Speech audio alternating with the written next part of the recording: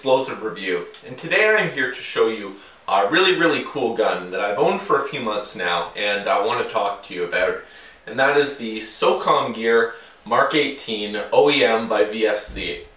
Now, Socom Gear is a company that I am a big fan of, especially their models which are OEM by VFC. Now, in case you don't know, Socom Gear is a company owned by Magpul, which makes amazing externals. So this gun does have some really amazing externals on it, and some really cool trademark stuff. Internals on this gun were handled by VFC. Now, VFC is another one of my favorite gun companies, and they make absolutely rock solid internals on guns. So this right here is sort of a powerhouse between the two. You've got the beautiful Socom Gear externals and the rock solid VFC internals. Now, when you get this gun out of the box, it's not going to look like this. It comes with just sort of bare bones, but I'll tell you as I go through the gun what came with it and what I added. So let's start up here at the front. Up here at the front we have a Noveske Kx3 Flash Hider, or amplifier I should say.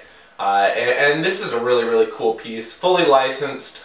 This one's a little bit different than the one that you buy separately from Socom Gear because it doesn't have the closable baffles in it. It's literally just a piece of machined aluminum, but that's perfectly fine by me. It makes the gun have a really nice sounding pop. Next we have a Ultrafire Flashlight that I added. This is a C8. It's really bright.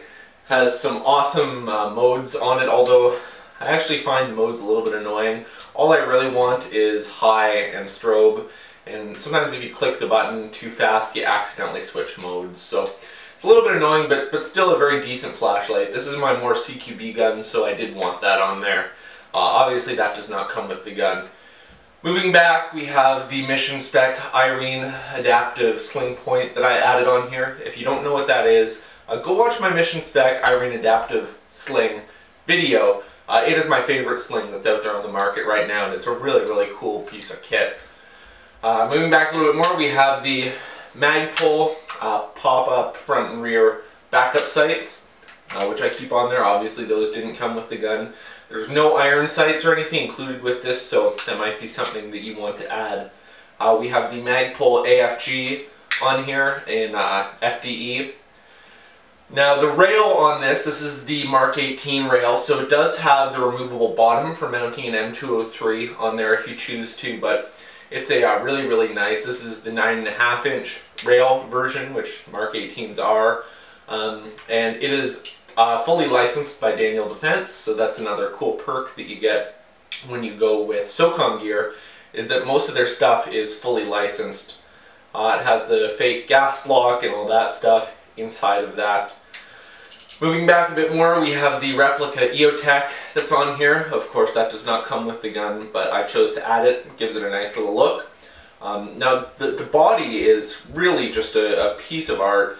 It has full Daniel Defense, nice deep engravings on this side.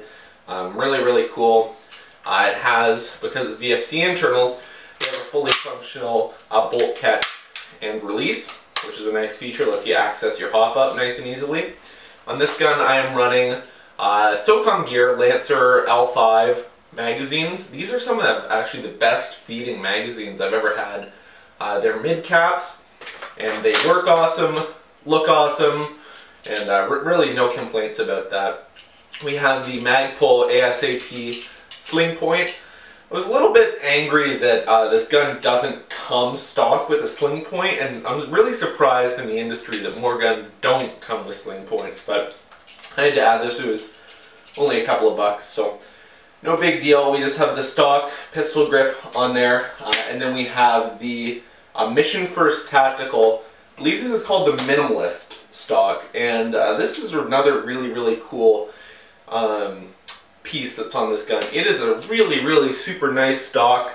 I find it very comfortable. I've heard people complain before that they get snagged on their gear, but I have yet to have that problem at all. Obviously very light because there's really not very much to this stock, but really a nice stock, and I like it a lot better than the one that's on there. I run buffer tube lipos, so it does work out nicely for that. So that's pretty much everything that we have going on the externals of the gun. Really, really beautiful. The fit and finish on everything is super nice. All anodized T6 aluminum as far as I know, so really, really cool. Moving on to the internals of the gun.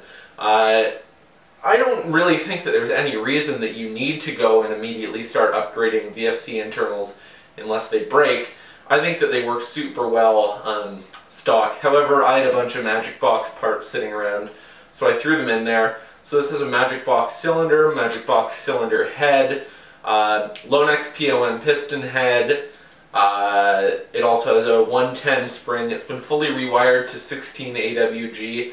Has a MOSFET that I built in there, and then I use an 11.1 buffer tube lipo in here for the power source. So really rock solid inside and out. Now I know what you really want to see. You want to see it shoot. So let's go outside. We'll shoot it a little bit, let you see what it sounds like, rate a fire, and then we'll come back in and do some conclusions.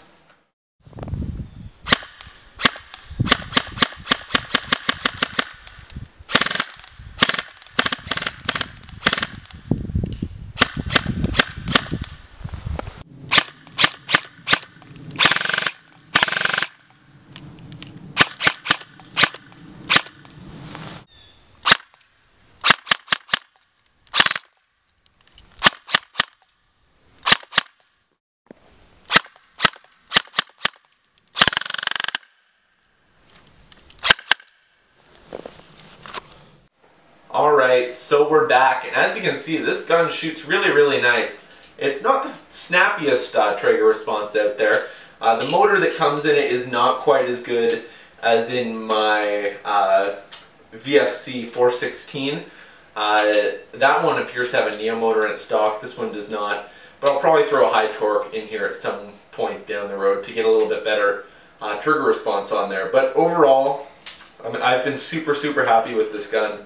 Performance-wise, build quality-wise. Like I said, this is really an amalgamation of two of the best companies in their field.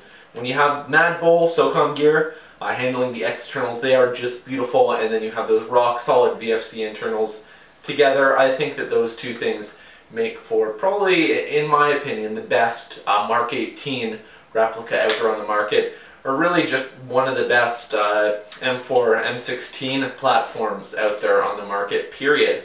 No matter which configuration you choose to get it in. I just really, really love this gun, and could not be happier with it. So, that being said, this has been an explosive review. Don't forget to rate, subscribe, and comment.